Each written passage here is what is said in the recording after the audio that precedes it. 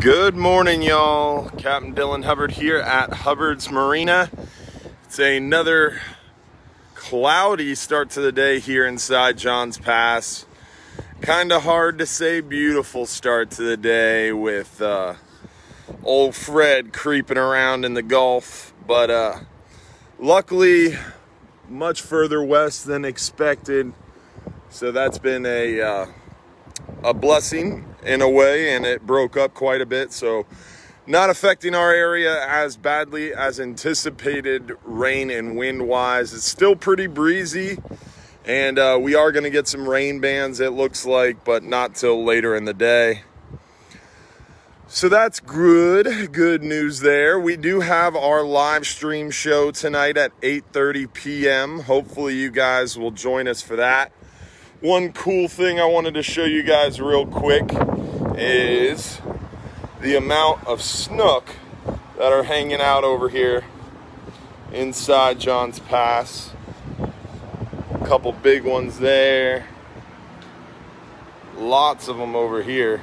But it's funny, as soon as the sun starts peeking up, these guys start disappearing. We did have some evidence of some people where they weren't supposed to be last night, so we're going to be checking out the camera footage after this video, and hopefully no one did anything stupid.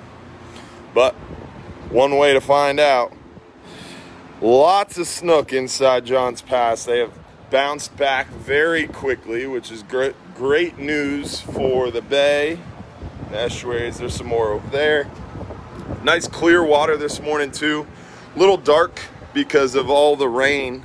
Lots of rain creates that kind of more brackish water effect, which makes the water color a lot darker. So it's not necessarily dirty water as much as it is just brackish. A lot of fresh water in the ecosystem because of all the rain. Hopefully that low salinity will help kind of flush out some, if any, of that lingering red tide that was around. And then we have a stiff east wind. So added rain, strong outbound currents with that first quarter moon coming up on the full moon, and an east wind, which all should lend itself to flushing the back bays of any waters. So hopefully, fingers crossed, that will even go further to help us kind of put a final nail in the coffin of this whole red tide thing. But one of those things you just don't know. Sometimes added rain can help. It's no one can give you a definite answer, but with a strong outbound current, dominant outbound current, lots of rain, and an east wind, I think all three of those things added together, hopefully, logically, would make sense that it would kind of flush out some of that stuff. But hurry up and wait. One way to find out. Now, we are looking forward to our live stream show tonight. We are looking forward to getting back fishing this week. One thing you want to kind of keep on your forecast, fishing-wise, offshore fishing-wise, is the next one, Grace. That's another tropical system out there. She looks to be kind of flirting with messing up our end of the week, start of the weekend coming up.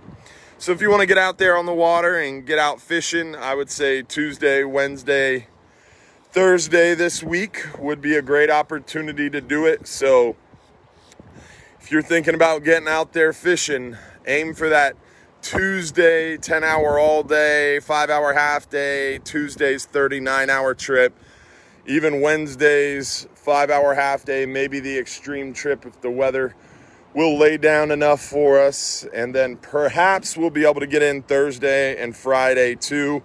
But definitely Tuesday, in my opinion, would be your best bet behind this storm before anything from that next one kind of comes into the area. Also, keep in mind, guys, we're doing pretty well inshore. As you can see, lots of snook coming back. The redfish are hanging around, seeing some trout, flounder. Been hearing about some tarpon at night around the bridge lights. of Johns Pass. You can fish from our dock during the day, but when we're closed at night, there are gates that lock and no trespassing signs that come up, and you're not allowed on the property, to answer an earlier question in the comments. But you're always able to fish from the seawalls and kind of west of Hubbard's Marina, and from the jetty, from the bridge, and that's where a lot of guys will fish at night, guys and gals, and catch plenty of snook, redfish, trout, and perhaps a tarpon or two. So there are plenty of fishing areas at night when our dock is closed. During the day, Johns Pass is open. We are the only dock left inside Johns Pass that allows fishing from our dock, and we hope to be able to continue that. Also, guys, keep in mind, we've got those Friday morning Fox 13 segments. Hopefully you join us for those. Our Saturday morning radio shows, we're going to be live streaming those to our Facebook page, sorry. And hopefully you caught that yesterday. If you didn't, you can always go back and watch it live now, or watch a rerun of it live now. And also, that live stream show tonight, we give away over $700 in free fishing trips every Sunday night. All you have to do is tune in to join us. So hopefully you'll get an opportunity to join us for that.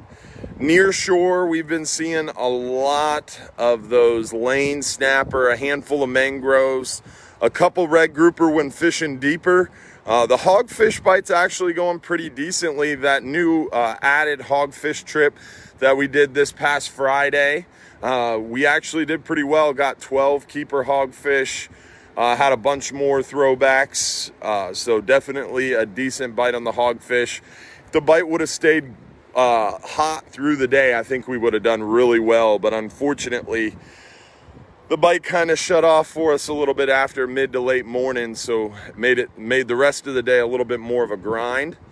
The first spot had 6 keeper hogfish. If we would have been able to kind of keep up that bite, that consistency, we would have had an incredible catch. But unfortunately, the bite kind of slowed down for us Friday, like I said, around late morning. But we did get some mangroves, some lanes.